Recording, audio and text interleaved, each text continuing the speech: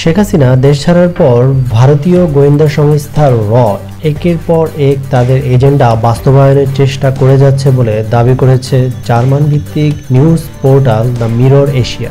ভারতীয় গোয়েন্দা সংস্থা র এর প্রথম প্রজেক্ট 1 সেপ্টেম্বর থেকে 30 নভেম্বর পর্যন্ত সময়ের জন্য। 16 জুলাই যখন শেখ হাসিনা ছাত্রছাত্রীদের দেখামাত্র গুলির নির্দেশ দেয়, তখন ধীরে ধীরে পরিস্থিতি সরকারের অনুকূলে চলে যায়।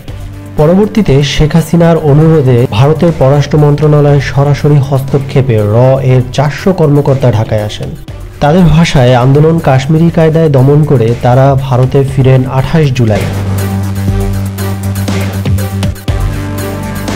কিন্তু পরবর্তী পরিস্থিতি নিয়ে র অবগত ছিল না। তারা সিআইএ এর কৌশলের কাছে হেরে যান 5 আগস্ট।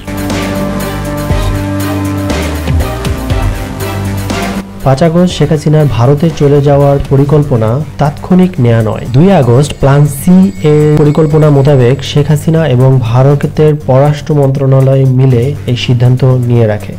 ভারতের পরবর্তী পরিকল্পনা কি হতে পারে তা নিয়ে গত 1 সপ্তাহ ধরে বিশ্লেষণ করেছে দ্য মিরর এশিয়া। সম্প্রতি শেখ হাসিনাকে নয়াদিল্লির একটি আবাসিকে স্থানান্তর করা হয়েছে। তবে অন্য একটি সূত্র বলছে শেখ হাসিনাকে র এর একটি গোপন স্থানে সুরক্ষিত রাখা হয়েছে। সেখানেই সম্প্রতি ডজন খানেক হাই প্রোফাইল মিটিং হয়েছে তার সাথে।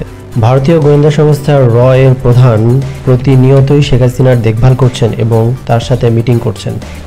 এরই মধ্যে র এর একটি উপগ্রুপ তৈরি করা হয়েছে যার নাম দেওয়া হয়েছে বাংলা মিশন।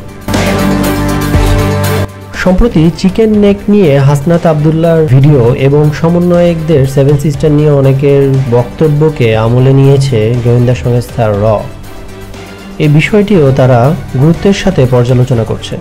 এছাড়াও 2025 সাল নিয়ে র এর আরও একটি টিম গঠন করা হয়েছে। সে মিশনের নাম দেওয়া হয়েছে রিসেটেল আওয়ামী লীগ। তার মানে হচ্ছে 2025 সালের ভিতরেই আওয়ামী লীগকে পুনরায় বাংলাদেশের ক্ষমতায় দেখতে চায় ভারতীয় র।